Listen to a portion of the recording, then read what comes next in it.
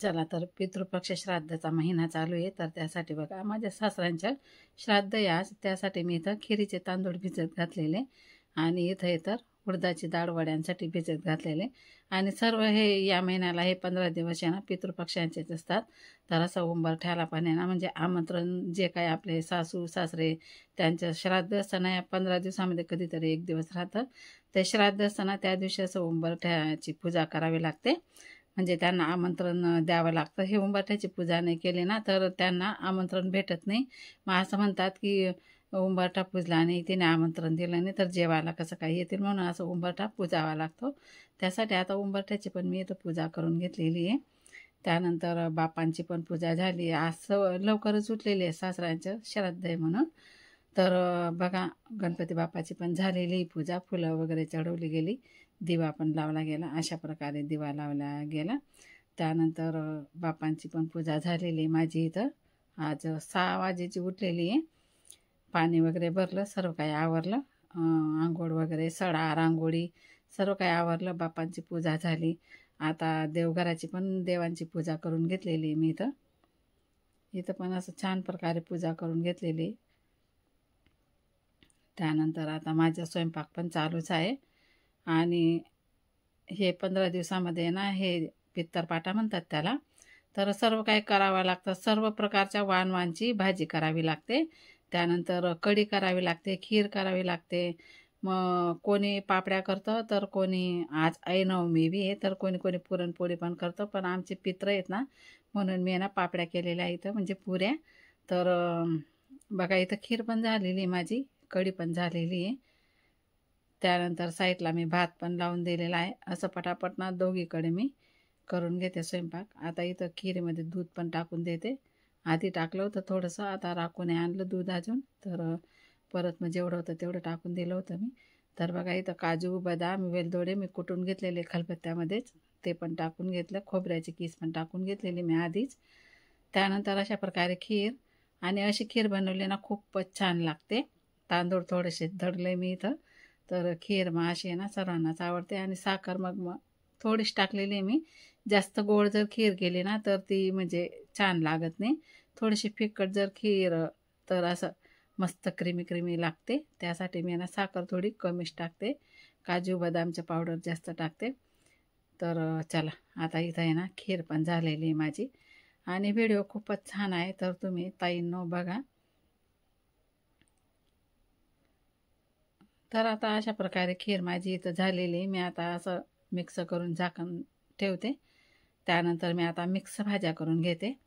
सर्व काय भाज्या मी निवडून घेतलेल्या आहे, तुम्हाला दाखवतेच. मी आता गॅस पेटवून कढई ठेवलेली आहे. त्यानंतर बघा इथं सर्व प्रकारच्या भाज्या मी इथं निवडून घेतलेल्या आहे. तर बघा इथं काय काय तुम्हाला दाखवते मी आता. हे बघा चवळी आहे, चवळी, गवारच्या शेंगा, गिलकं, दोडकं, वालच्या शेंगा, कारले, चक्की, कोये टाकतात पण आम्हाला चालत नाही कोये म्हणून चक्की टाकलेली आहे. कोबी फ्लावर आहे, वांगे आहेत, भेंडी आहेत, असं सर्व प्रकार मिळून एक भाजी करावी लागते. आणि बघा इथं आता तीच भाजी करते मी. तर बघा जिरं टाकलं, अद्रक लसूणची पेस्ट टाकली. माझ्या सासूचं श्राद्ध बाकी आता आज सासऱ्यांचं आहे. तर त्यानंतर टमाटे पण टाकून घेतले मी इथं. आणि इतकी भरपूर कोथिंबीर होती माझ्याकडे ना, आजच कोथिंबीर संपून गेली. आणि लॉरीवाला पण काही आलेला नाही आहे, तर कोथिंबीर नाही आहे आज माझ्याकडे. तर टमाटे वगैरे सर्व काही टाकून झाले. आता या सर्व मिक्स भाज्या मस्तपैकी टाकून घेते मी इथं. धुवून घेतल्या मी, हे बघा कढईमध्ये टाकून धुवून घेतल्या आणि मस्त आता इथं टाकून घेतल्या. आता या भाज्या आहे ना मिक्स करून घ्यायच्या आपल्याला. इथं थोडीशी मी आता आधी हळद टाकणार आहे. आणि मी कधी ही भाजी करते ना तुम्हाला प्रत्येक वेळेस सांगते, तेलामध्ये मी कधीच चटणी टाकत नाही. पहिले ना असं अद्रक लसणाची पेस्ट, टमाटे वगैरे सर्व काही परतून घेते. नंतर जी पण कोणती भाजी करते ना ती परतून घेते हळद मीठ टाकून. आणि थोडीशी आटण्यात आली का तेव्हाच मी चटणी टाकते. म्हणजे ना चटणी आपली आधीच बारीक असते आणि ते खाली ना जळून जाते. त्यासाठी मी आहे ना नंतरच टाकत असते चटणी. आणि ओली भाजी राहिली तर आपला तर मसाला चटणी सोबतच केलेला असतो, मग तेव्हा तो तेलामध्ये मी मस्तपैकी फ्राय करते. तर आता बघा मिक्स करून झालेले, मी आता इथं झाकण ठेवते. चटणी आता नंतरच टाकेल मी, म्हणजे चटणी जळत पण नाही नंतर टाकल्याने आणि भाजीला पण स्वाद येतो. मग हे बघा आता एवढी शिजण्यात आलेली आहे आपली भाजी. आता परत झाकण ठेवते मी आणि गॅसची फ्लेम थोडी कमच केलेली आहे मी. तर बघा भाजी आपली इथं छान झालेली आहे. आता चटणी टाकते मी इथं, आणि इतकी बारीक चटणी राहते ना तेलामध्ये बरोबर ते फ्राय होऊन जाते नंतर अशी बघा. आता परत इथं झाकण ठेवेल मी.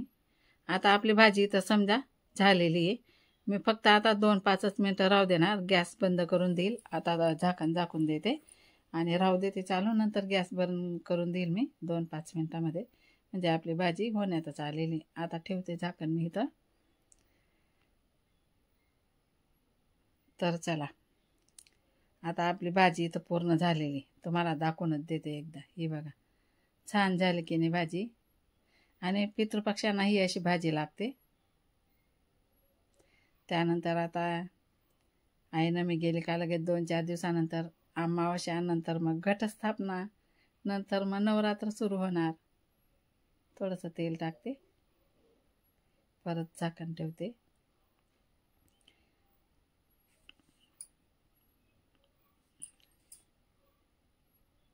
तर चला मी आता इथं आहे ना पुऱ्या तळून घेते, हंचू लाटून देते आणि मी तळून घेते.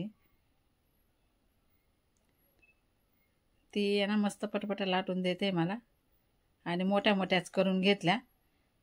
तर म्हटलं चला कुठं पाहुणे येतात आपण घरच्या घरी, म्हणून मोठ्या मोठ्याच करून घे म्हटलं. अशा प्रकारे मोठ्या मोठ्या मस्त करून घेतलेल्या आहे.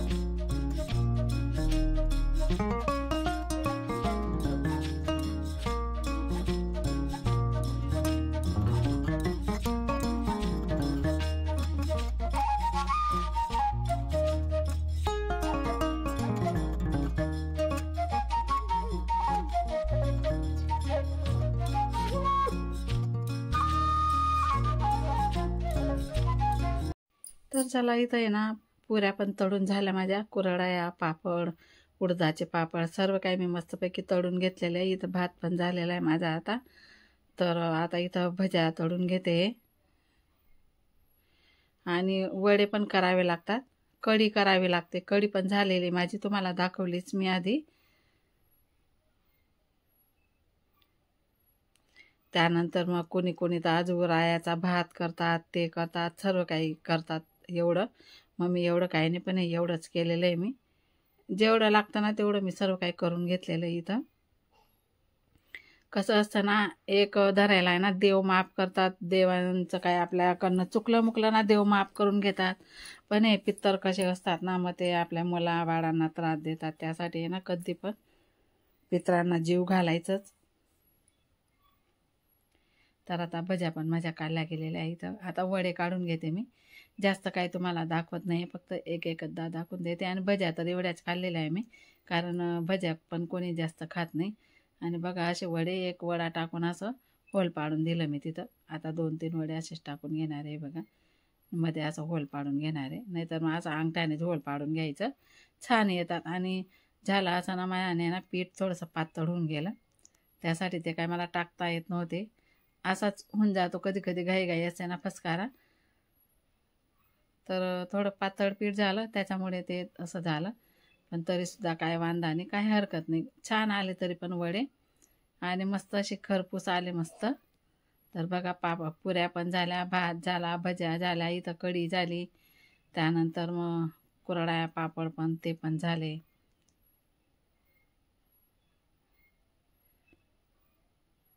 आणि बघा इथं खीर पण झाली. हे बघा थोडंसं दूध टाकून ना पातळ करावी लागेल. ही भाजी पण झाली आता इथं. तर चला आता एक ताट गणपती बाप्पांचा नैवेद्य आणि एक ताट देवांचा नैवेद्य. आधी देवांना गणपती बाप्पांना नैवेद्य दाखवते, नंतर मग पितृंचा मी ताट करणार आहे. तर अशा प्रकारे बघा आता बाप्पांना देते मी नैवेद्य.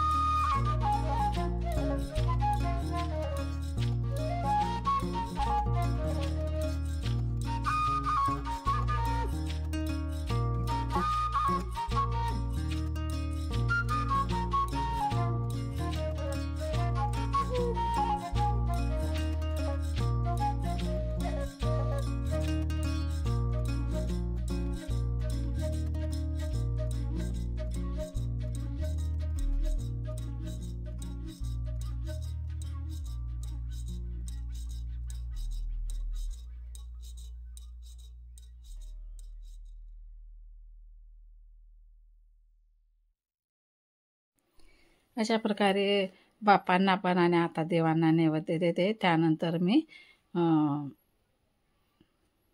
वरती टेरेसवरती बी पत्तरवाळीमध्ये ठेवायला जाणार आहे. म्हणतात ना कावडे येतात बुवा, तर ते कावड्यांनी जर खाल्लं तर मग आपलं श्राद्ध पूर्ण होतं. तर चला, कसा वाटला व्हिडिओ कमेंट करून नक्की सांगा.